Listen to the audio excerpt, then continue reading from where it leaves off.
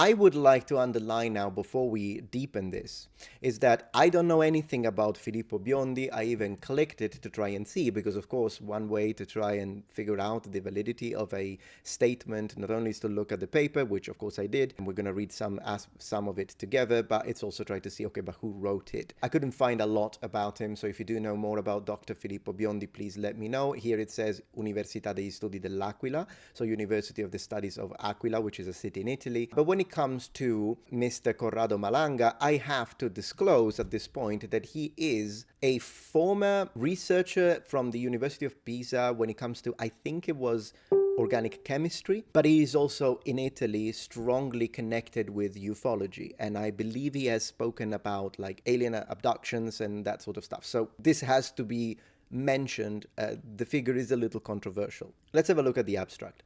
A problem with synthetic aperture radar is that due to the poor penetrating action of electromagnetic waves inside solid bodies, the capability to observe inside distributed targets is precluded.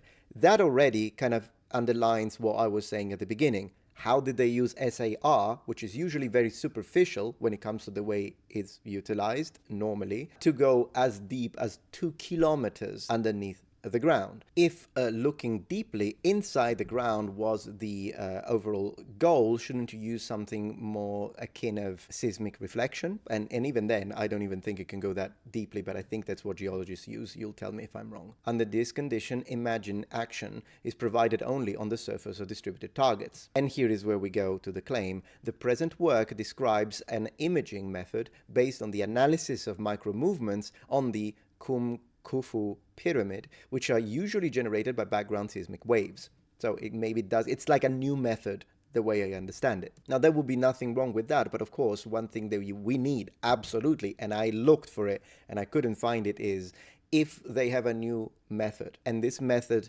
is capable of presenting new deep imaging underneath the ground in a much more efficient way, then this should be reproducible. This is something that any other scientist should be able to look at and reproduce and come to the same conclusions. In fact, here we see that there are a lot of images, seismic finds, good bunch of math, and a lot of figures. And finally, these figures are better organized than the ones that we saw a minute ago, which were lacking the y-x axes.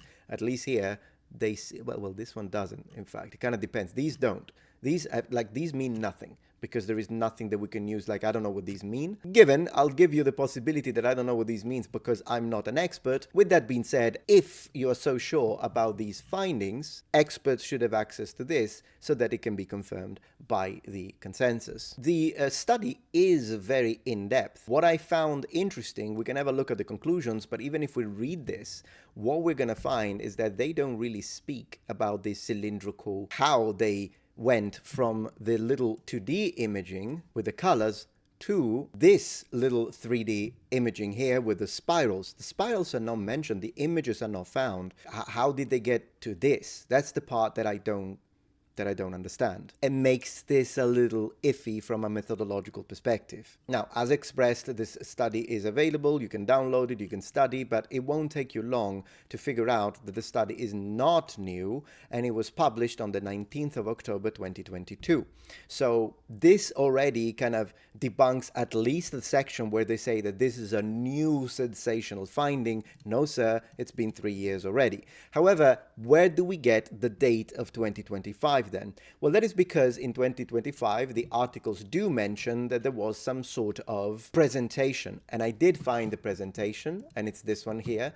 It's in Italian, so I'm going to have to translate it because all of this happened in Italy. And it says it's sold out, and it says Corrado Malanga, Armando May, so here's the third name associated to this, and Filippo Biondi, Giza, le piramidi e la porta del tempo. So the pyramids and the gate of time is the title of the Congress, which occurred at the Hotel Castello Artemide Congressi in, and this is the address, Viale Terme 1010C in Bologna. So let's have a look at this. This was a 4 hours presentation, and it can be watched, if you want, on the channel Expedition Nicole Ciccolo, which is Conferenza here, 3 hours, 53 minutes and 14 seconds. It's in Italian. If this topic really, really, really interests you, I will watch the whole thing. I've watched it a little bit. I will watch the entire thing for you and then I'll create a little summary and translate it into English if you're really interested. As for now, I'll just leave a link in the description. Oh, there we go. The 3D models are here presented. They don't speak about how they come up with those, but it is what it is.